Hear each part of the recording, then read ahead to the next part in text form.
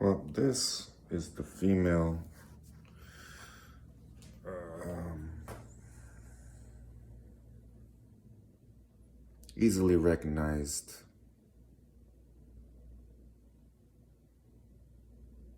female name of David. I'll put it that way. It's on my headband. As I stated, your spouse is your crown. Usually when I would sit down with someone as Jesus, which is always, they would have a story to tell me. They would have an experience with me before I sat down with them.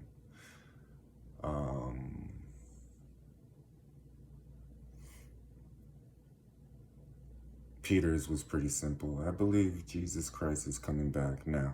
Okay. Judas, I went on a mountain once and I got filled with this sensation. I knew it was Jesus and this happened. Okay. Elias, I got me from Arizona to Oceanside. His was similar. I went on a mountain. I was looking for Jesus. He showed up. Mary's. Well, I told you you're Mary Magdalene. And our story is a long one. And there's sad moments, there's the dramatic moments, and then where we're at, babe, the happy ending. So,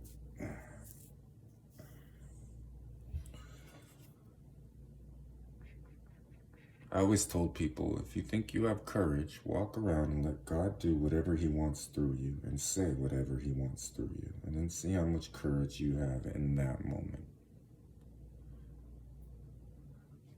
A lot of spiritual warfare I learned in the workplace because I was ministering in there and I would watch how people changed towards me. So I have a lot of experience in that. So someone would have to tell me what my expectations should be married to a woman that truly believed my tattoos would switch places and that the devil had her on puppet strings. And when, Jesus, you guys having a good time? Watch this. Why are your tattoos moving? Turn off this weapon technology. The scalar energy is killing me. Out of nowhere. Hard to fight lies. So when I first met you, babe, you would watch demons speaking to you on YouTube and your eyes would light up. And then I would see you in real life, eyes light up when you would speak to demons.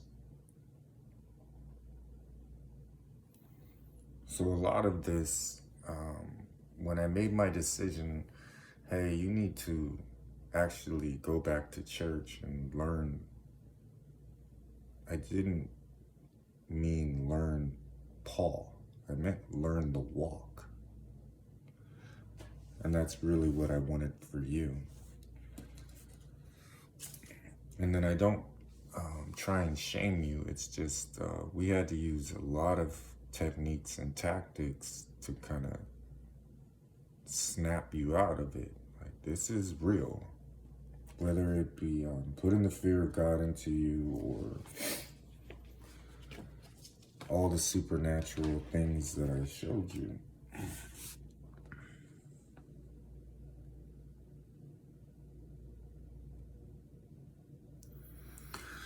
A man in the crowd answered, "Teacher, I brought you my son who is possessed by a spirit that has robbed him of speech.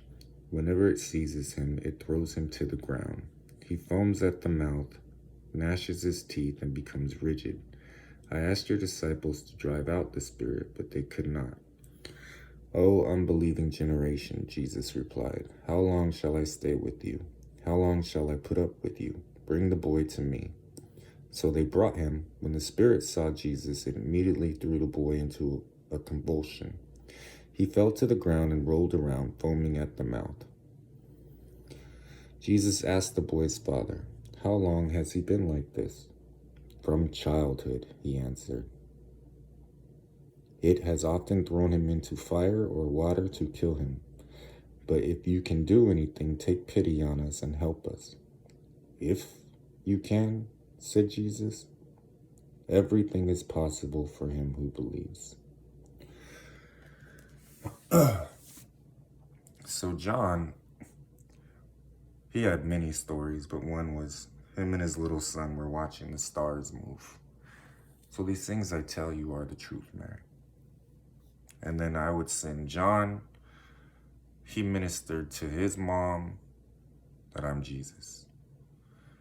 To his friends that I'm Jesus. John did that. Peter ministered to his people, I'm Jesus. All of these discussions created situations where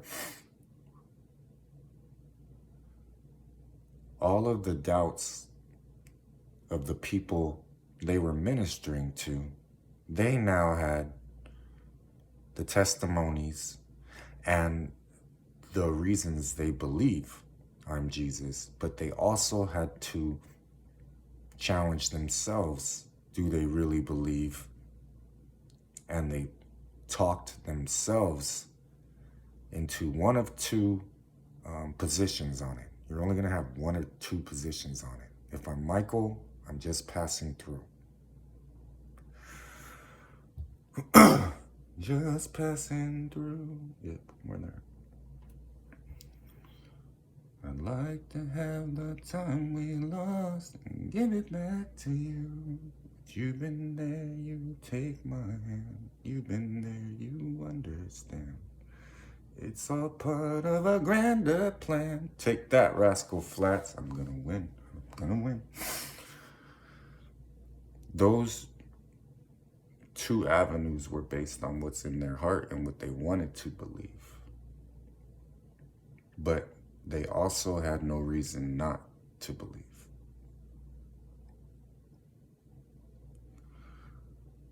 So this is part of the walk, part of what I'm doing, especially in the spring when I'm sending people out 2 by 2.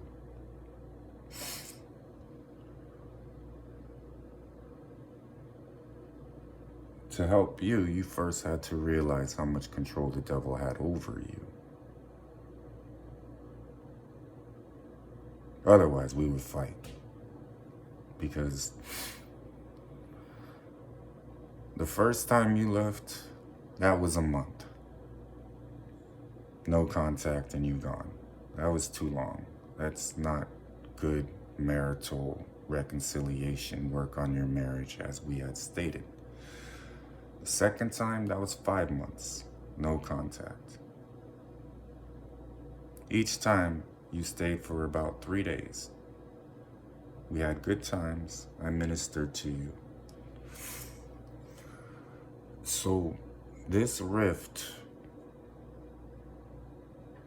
that kept getting wider and wider and wider and wider and wider between us is what it is. And we led you back home so many times, and I waited so many times. It has to be something you want and that you're committed to as far as marriage goes, Ben. So me being led to this is not coincidence. Before that, I was led to this. Not coincidence. Not coincidence.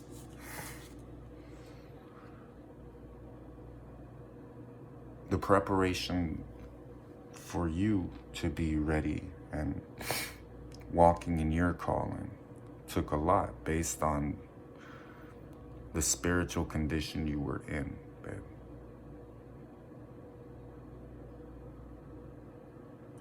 Then he told her, "For such a reply, you may go. The demon has left your daughter."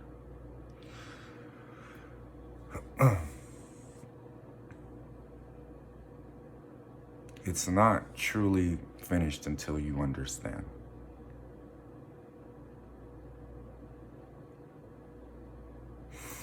So it was important that you believe I'm Jesus, because then you know I'm always good.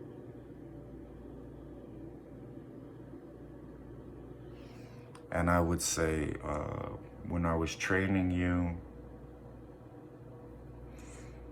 and your courageousness was coming out, it was both impressive and unexpected, as you usually are. But a lot of it, you didn't understand when I was being serious. There's a difference between me playing with you to teach you something. Like I involve, I was praying this morning and I was asking, do you want glory? And Spirit just laughed. Like, this is our marriage, babe, with the Holy Spirit as the authority. There's not a set rules and standards. The 10 Commandments. But it is about fun and good times, and that's what we've been trying to do. So I was still led to this for you. All of these things are of God.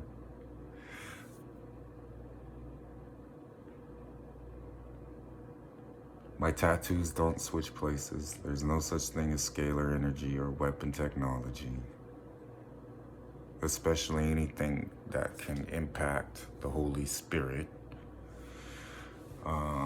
That's really the difference in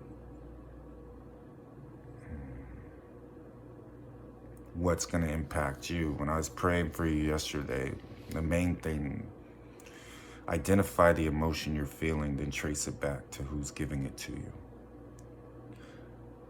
Focus on your own emotions, and then, God's will always should be your compass. And take your next step. I love you.